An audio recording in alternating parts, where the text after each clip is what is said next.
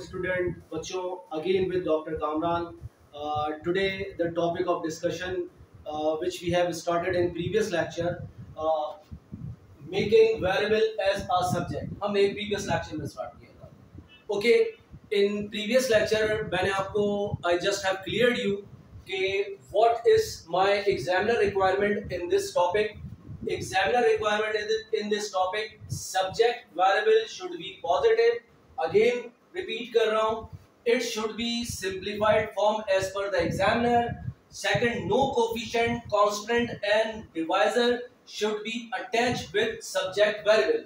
Okay, today we have selected one important questions of your book D2 chapter 6C and question number 1B क्या लिया हमने? For example PV equal to nRT. This is my equation. Okay, and what is our requirement? हमारी requirement क्या है? Requirement is that you have to make n as a subject variable. उसने यहां bracket में mention कर दिया है. Okay, look at this equation. पहले इस इक्वेशन को देखो. Either this is the linear और non linear equation. It is a linear equation. Why it is a linear equation? We know variable, हमें पता है भाई. There is no power, square root, cube or something else with P, V, N, R, T. किसी के साथ कोई power नहीं है. Okay? Power of all variable is 1. तो it means कि it is a linear equation. And linear equation. अच्छा, अब what about other thing? We have to separate n. हमें n को सेपरेट करना है with r and t. r और t से. अब हमें कैसे सेपरेट करना है? क्यों सेपरेट करना है? बिकॉज हमने कहा है कि भाई नो कोफिशिएंट. क्या है कोफिशिएंट? यहां पे r और t है. क्लियर? सेकेंड कह रहा है and divisor. Fortunately there is no divisor here. यहां पे कोई डिवाइजर है ही नहीं. And constant. भाई कोई कांस्टेंट भी प्लस या माइनस नहीं हो रहा. Okay, only you have to coefficient in term of letters. Letter जिस फॉर्म में दो कोफिशिएंट है यहां पे, एक r दिया हुआ है और एक t दिया हुआ है. तो these coefficient you have to move from n से मूव करना है या रिमूव करना है इनके साथ. कैसे रिमूव करेंगे भाई? हमने p v को ऐसे ही रखा,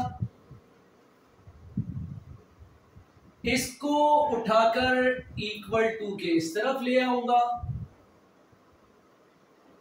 तो अगर मैं इन दोनों को उठाकर इक्वल टू के इस तरफ मूव करता हूं तो यहां क्या बचेगा? You will have n here. और ये क्या हो जाएगा? यहां पे आकर क्या हो जाएगा? डिवाइड हो जाएगा r and t. क्लियर? तो ये r and t आकर यहां डिवाइड हो गया. y you will have in denominator, क्योंकि this is basic rule of thumb in mathematics. अगर कोई चीज मल्टीप्लाई हो रही है इक्वल टू के दूसरी साइड जाकर इट विल डिवाइड विद, यानी it will divide other number. जो दूसरा नंबर होगा उसको डिवाइड करेगी जो इक्वल टू के दूसरी तरफ होगा. तो now P V divide by R T. तो इसको रीअरेंज दिस इक्वेशन. अच्छा, what is the criteria of rearrange equation? It is another requirement and other requirement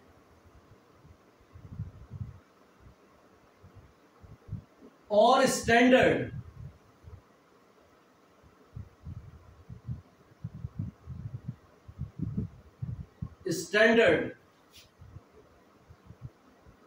way to write. क्या स्टैंडर्ड वे है? कि नॉर्मली जिस वेरिएबल को subject बनाते हैं, we keep on left side, उसको हम लेफ्ट साइड पे रखते हैं, n equal to P V upon R T. Okay, तो स्टूडेंट ये मुझे बताओ, you can further solve it? No, why? We don't know the value of P V R T, हमें वैल्यूज पता ही नहीं है।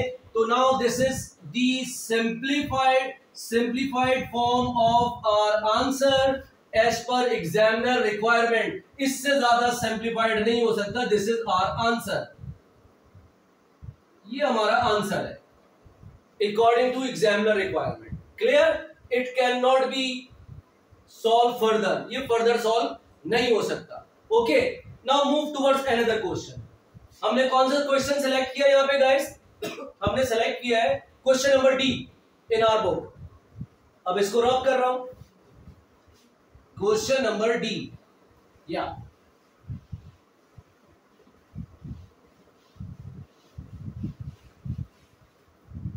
what about question number D? Question number D in our book is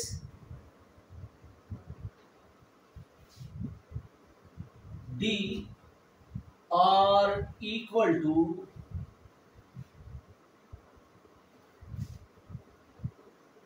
m bracket a plus g, a plus g. What about requirement is a as a subject variable, ये हमारी requirement है। अब हमने इसको a as a subject variable करना है। क्या करते हैं हम? अच्छा, look at here, first of all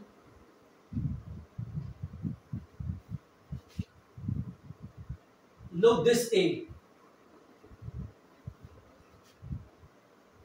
one letter is going to be add with a, a के साथ ऐड हो रहा है, प्लस हो रहा है। what is this letter is g।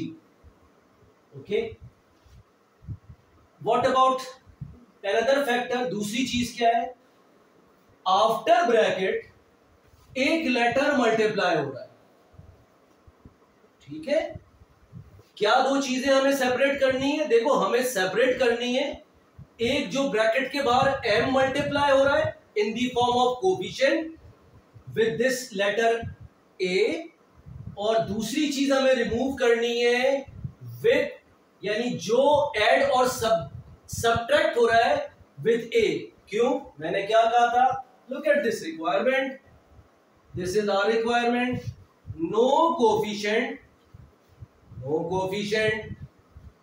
constant and divisor should attach with subject variable।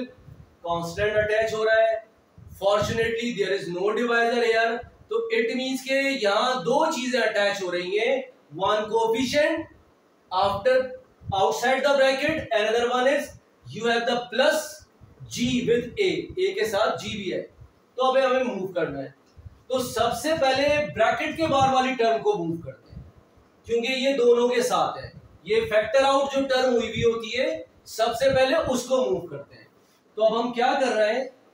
Move this value, इसको यहां मूव करना है। Clear?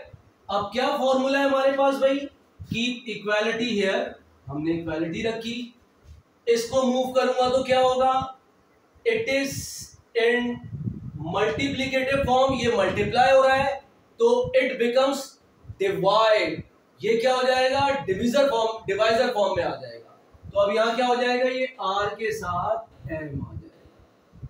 Clear? What you have? You have a plus g here. अब now there is no term है with after bracket, bracket के बाहर कोई term नहीं है, तो we can write in this way as well. हम इसको यूं भी लिख सकते हैं, r upon m a plus g, हम ये भी लिख सकते हैं। अब मैं क्या करूंगा? Again you have to move this g, a के साथ जो g प्लस हो रहा है इसको मूव करना है।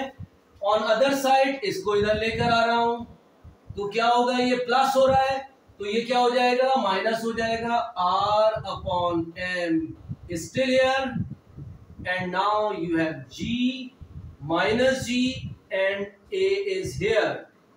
तो rearrange again, rearrange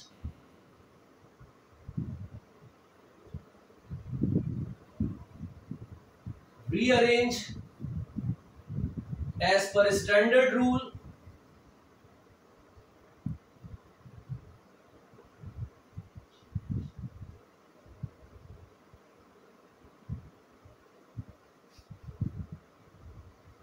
Yeah, rearrange as per standard rule. क्या होगा? A equal to R upon G minus G, ये लिख सकते हैं। और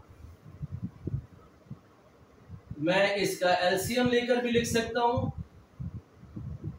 A इक्वल टू, इसका एलसीएम नीचे क्या है, ये 1 है, इसका एलसीएम क्या आ जाएगा, m आ जाएगा, एंड r माइनस m इससे मल्टीप्लाई हो जाएगा,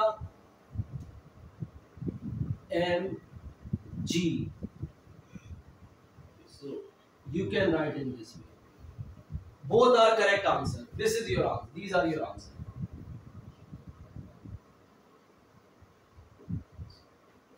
You got my point? Is there any confusion?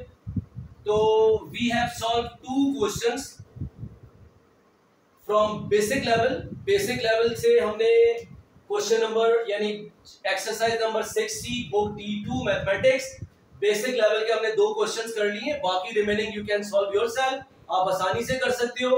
तो r equal to m bracket a plus g, ये हमने सॉल्व किया। फर्स्ट ऑफ ऑल हमने क्या किया, as per r requirement we move m that was outside the bracket, इधर आ गया। तो इधर आने के बाद ये मल्टीप्लाई हो रहा था, इधर आकर डिवाइड हो गया।